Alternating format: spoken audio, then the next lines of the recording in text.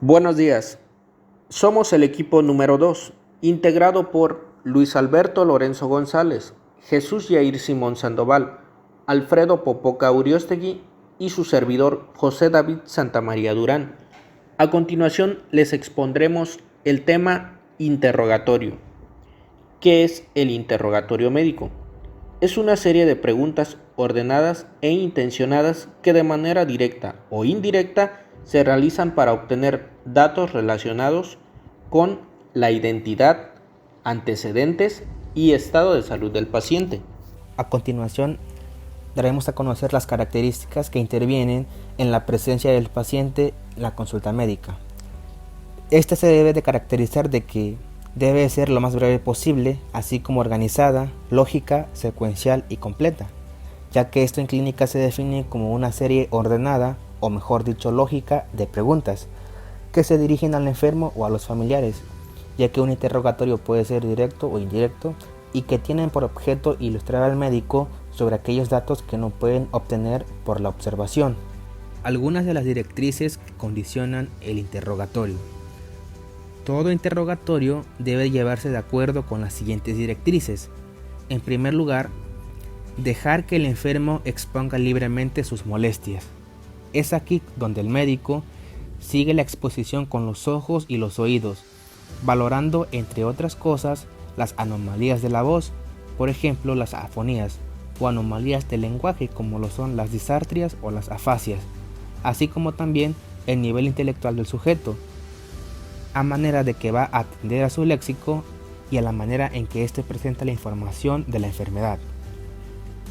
Es precisamente en este momento cuando comenzamos a realizar disyuntivas. Por ejemplo, se ha demostrado que la riqueza mímica es abundante en los neuróticos y sujetos de tono vital alto, como en el caso de los hipertiroideos, y por el contrario es muy pobre en los addisonianos, hipotiroideos, caquéticos, entre otros.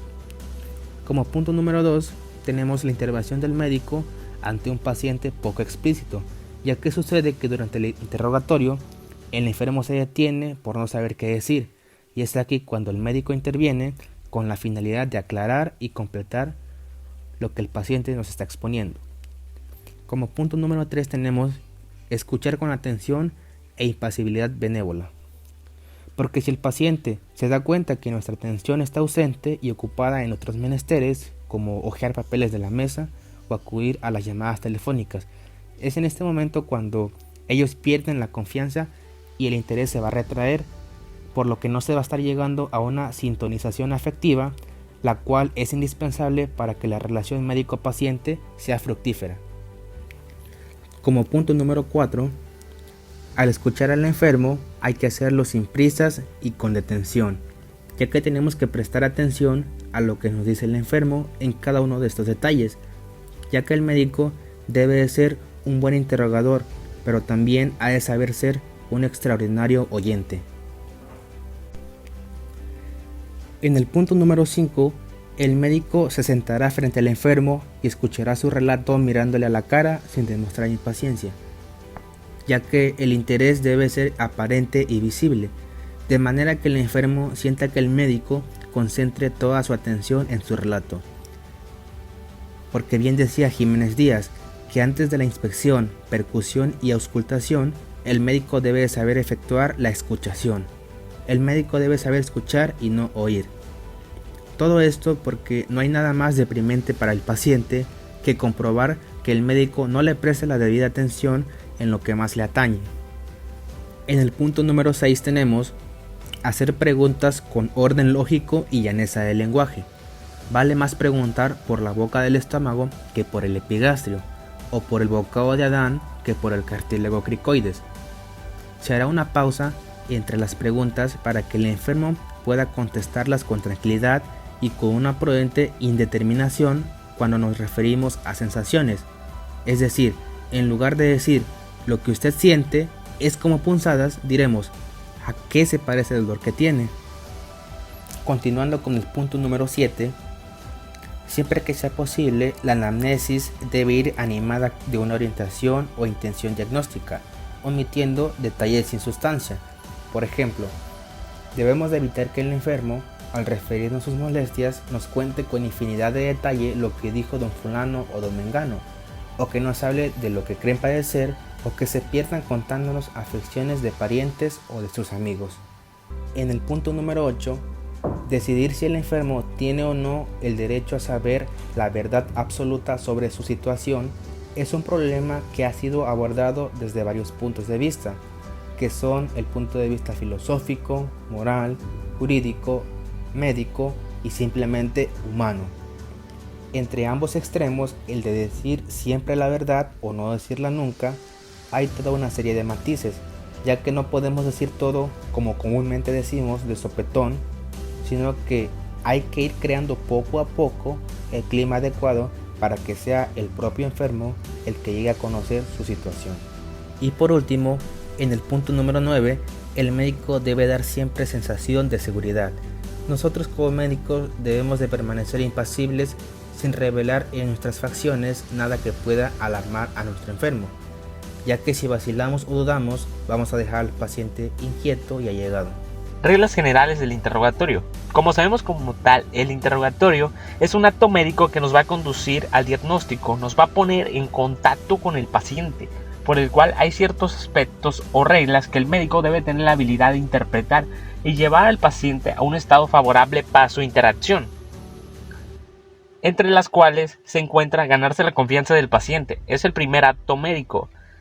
El interrogatorio debe seguir un orden, debe de haber respeto y discreción, confidencialidad y mostrar seguridad. Mirar al paciente a los ojos moderadamente y el paciente recordar que es un individuo, no es un objeto.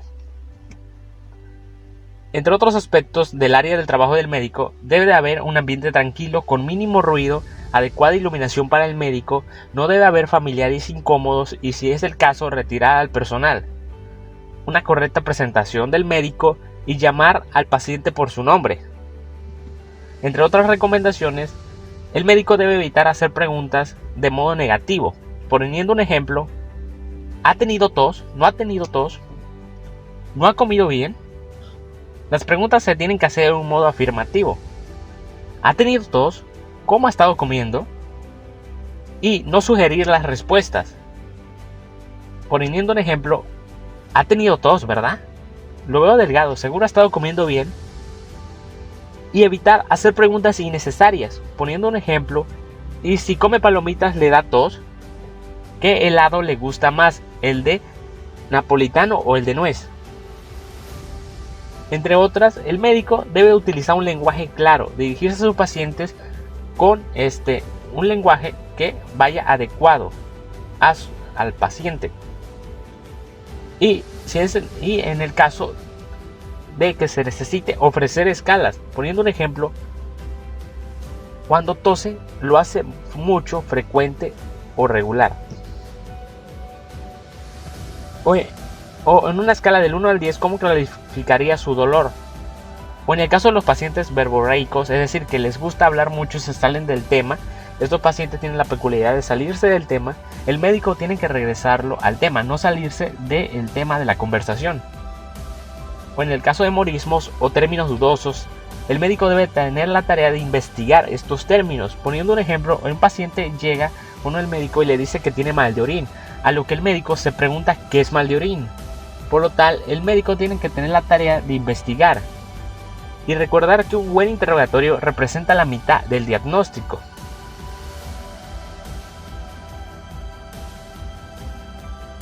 La relación médico-paciente.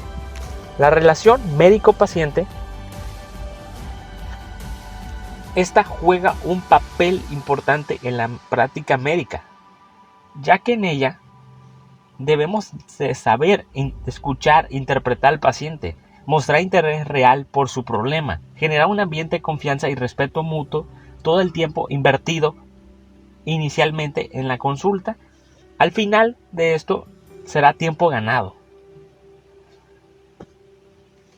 El médico durante el interrogatorio va a transitar por un proceso de junto con su paciente, donde necesita de herramientas de comunicación para realizar una correcta relación médico-paciente, entre las cuales está establecer un vínculo de confianza y seguridad que sostiene inicialmente por el saludo.